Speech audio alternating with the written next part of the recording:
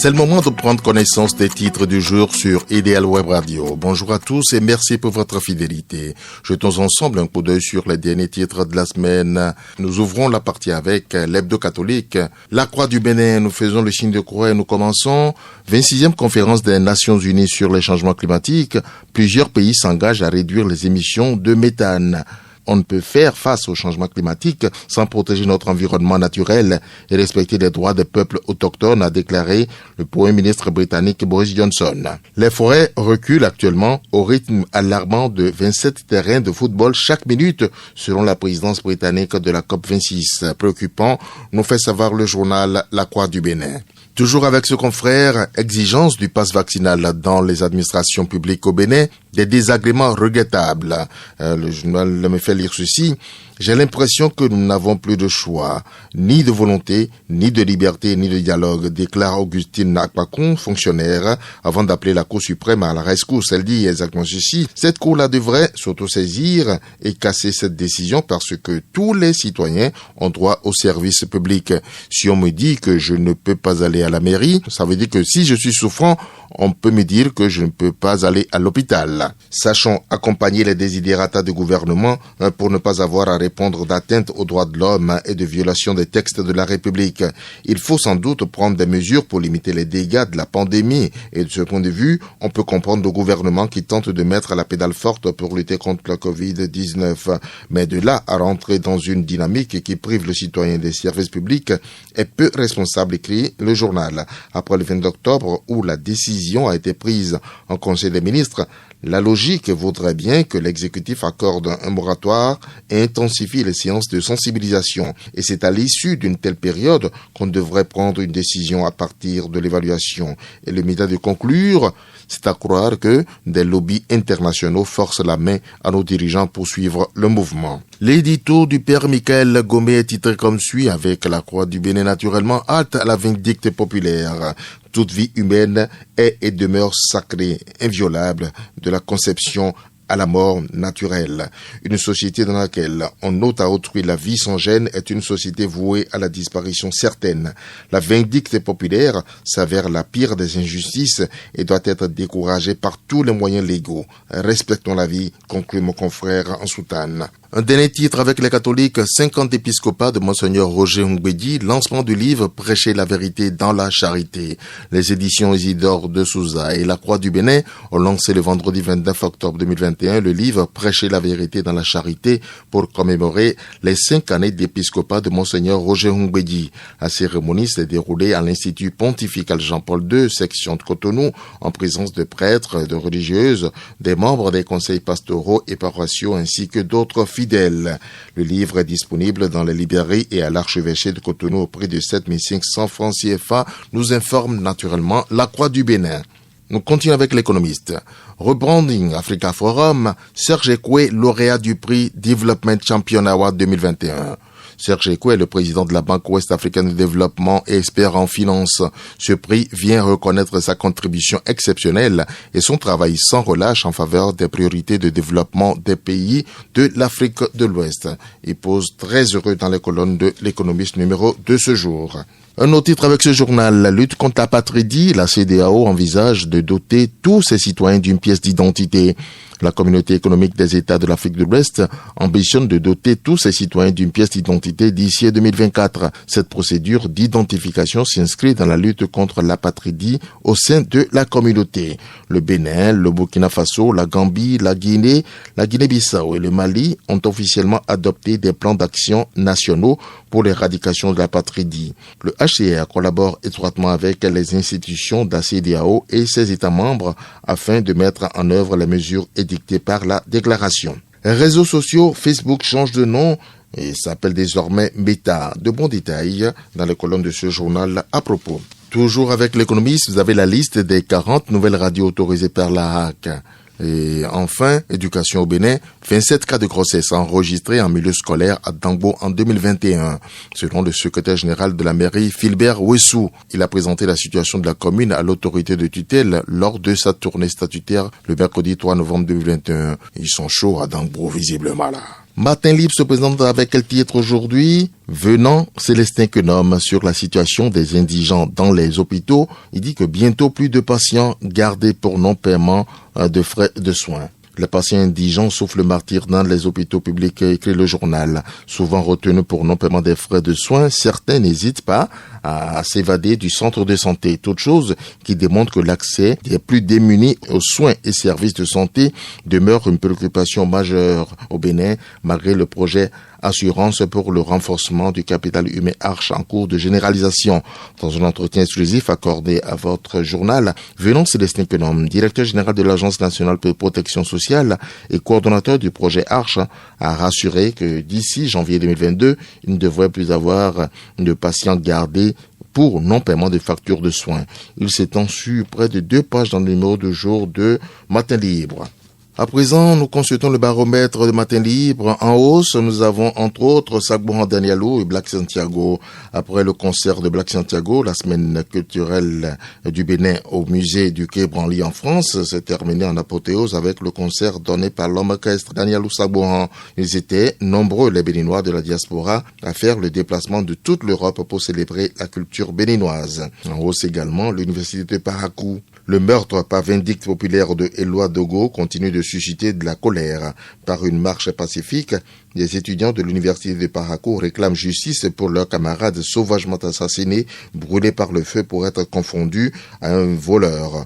L'initiative est portée par la Fédération nationale des étudiants de l'université de Parakou et l'Union nationale des étudiants de l'université de Parakou, nous informe ce journal. En baisse dans ce baromètre, nous avons qui? Camille Dansou, de longues files d'attente devant les agences de la SONEB. L'image reflète combien la société que dirige Camille Dansou est en retard en matière de paiement électronique.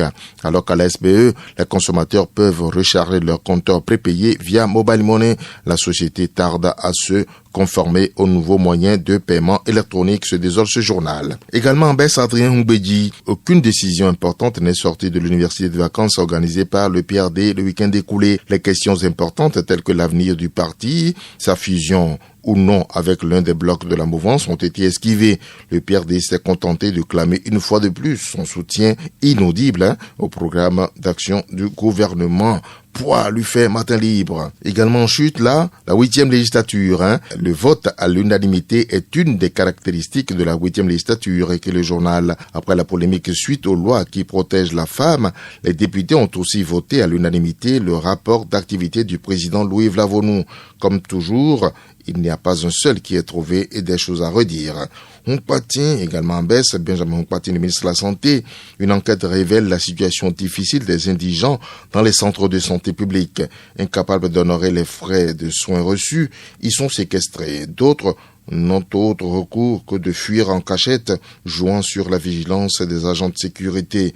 Pendant ce temps, on ne sait pas qui profite réellement du fonds des indigents. Et voici quelques autres titres. Avec l'échiquier, nous avons ceci, 7e revue annuelle des réformes politiques, programmes et projets communautaires, l'UEMOA en conclave à Cotonou. Séjour de formation en France, nous sommes dans l'enseignement technique. Vous avez les témoignages élogieux des élèves certifiés boursiers de l'État béninois dans les colonnes de ce journal. Puis élection locale en Afrique du Sud, courte victoire de l'ANC avec un score historiquement faible, se désole l'échiquier. Les bons détails, c'est dans son numéro de ce jour. Nous continuons avec l'Audace Info. Pacte de financement d'un montant de 10 millions de dollars sur 5 ans. Pour la protection des enfants, le Bénin perd un gros projet des USA. Et comment? Le journal vous donne des détails. Et puis, accusé d'escroquerie via Internet, un policier gayman déposé en prison. L'info est de l'Audace Info. C'est vrai qu'il a de l'audace, ce flic. Le pays émergent.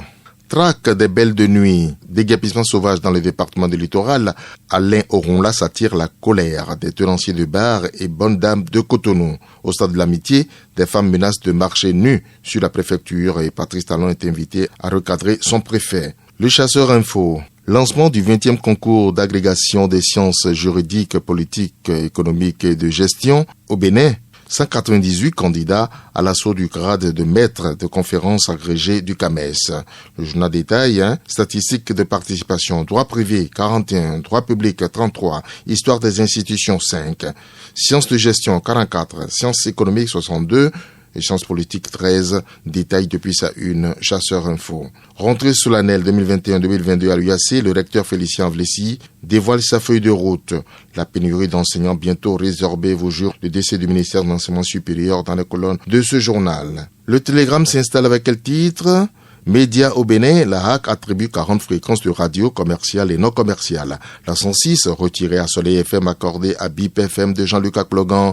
Attribution des fréquences, la radio Banamin FM de Parfait Dagbo autorisée. Covid-19 au Bénin, le pass vaccinal désormais exigé à l'ASP, nous informe ce journal. Législative de 2023 au Bénin, le conseil électoral enclenche les préparatifs. Bon détail est déçu avec ce confrère. Dynamisme Info, SBE, SONEB, impôts et autres structures publiques à caractère financier, le gouvernement curieusement muet sur le pass vaccinal avant toute opération. Interpellation de filles de Joie Cotonou, critiquée, le préfet Oronla dit être en action pour protéger la femme. Propos présumés outrageants de Perfect envers Talon, et Tonfla Sabat s'insurge contre le défaut de sanctions et appelle au respect de l'autorité depuis la une de Dynamisme Info. Renouvellement de soutien au régime, cette option assure-t-elle au PRD sa survie sur l'échiquier politique, interroge ce journal. D'Acoin Info donne à lire quoi ? Attribution de la 106 à BIP FM par la HAC, la mort de Soleil FM officialisée. Le journal me fait lire ceci. 40 nouvelles radios sont autorisées à émettre sur le territoire béninois. Parmi elles, BIP FM de Jean-Luc Akplogan, qui prend désormais la fréquence 106. Entre-temps, attribuée à Soleil FM de l'homme d'affaires Sébastien Ajavon. En décidant d'accorder la 106 FM à BIP FM, la HAC met définitivement fin à l'existence de la radio Soleil FM à Cotonou, écrit le journal. Département du Mono, commune de Lokossa précisément, un présumé violeur risque 5 ans d'emprisonnement. Le journal est allé aux nouvelles pour vous. Et puis viol sur mineur au Bénin. Le département de l'Atlantique donne quelques chiffres. L'affiche du jour. Conséquence de la lutte contre le proxénétisme à Cotonou, Porte Nouveau, nouvelle terre promise des filles de joie. Le journal vous dit ce qui se passe de ce côté-là. Démantèlement tous azimuts des réseaux de drogue, sale temps pour les narcotrafiquants au Bénin. C'est le journal l'affiche du jour qui le donne à lire. L'événement du jour maintenant, mairie de Cotonou, le Catropo autorisé à ouvrir une radio. Ensuite, démantèlement d'un réseau de vol de motos à Agoué, chapeau aux forces de défense et de sécurité depuis la une de ce journal. Affaire 780 kg de cocaïne, le Libanais Brice Hazard, enfin arrêté, nous informe depuis sa une l'événement du jour. Nous sommes avec le matinal à présent, notation positive du Bénin par Fitch Ratings. Ouadani jubile et appelle à la poursuite des efforts. Et puis, sciences juridiques, politiques, économiques et de gestion, 200 candidats planchent à Cotonou pour l'agrégation du CAMES. Saisi d'une énième cargaison de cocaïne à Cotonou, le gouvernement donne de l'insomnie aux narcotrafiquants. Le juriste Bob Yaovi Liassigui, sur la traque du préfet de littoral aux Belles de Nuit, il dit exactement ceci. La prostitution et le racolage ne sont pas des délits au Bénin. Message au préfet depuis la une de Le Matinal. Interdiction de circulation au tricycle après 18 heures. Le maire de Paragou s'explique dans la colonne de Le Matinal numéro 2 ce jour. Nous sommes avec le potentiel. Affaire 780 kg de cocaïne. Philippe Assa, une victime innocente selon ce journal. Construction du laboratoire national de référence. Les travaux lancés sous les yeux de Le Potentiel qui vous donne des détails. Nous sommes avec Soleil Bénin Info à présent. Traque des Belles de Nuit. Un faux procès au préfet Alain Oronla selon le Soleil Bénin Info. Et puis, performance économique sous la rupture, Fitch confirme la bonne santé de l'économie béninoise en relevant la note souveraine à B+. Conseil des ministres du mercredi 3 novembre 2021, le gouvernement réaménage les forces armées béninoises. Voyez comment avec ce confrère. Et nous bouclons avec le meilleur. 6e Assemblée générale annuelle du réseau des parlementaires africains pour l'évaluation du développement. L'honorable Jérémy Adomao du Bénin, élu à la tête du comité exécutif. Il porte ce titre fièrement à la une du journal Le Meilleur. Face aux rumeurs de son implication dans une affaire de trafic de stupéfiants, la société Hazard dément et apporte les clarifications à l'opinion publique. Forfait pour les rencontres face à Madagascar et la RDC, le sélectionneur rappelle Yannick Aguemon en remplacement de Sibiu Soukou, nous informons le journal de Firmin Gbekan. Merci pour l'attention. René Tatou, Jérôme Kassa, nous vous souhaitons une heureuse fin de semaine en compagnie de nos programmes.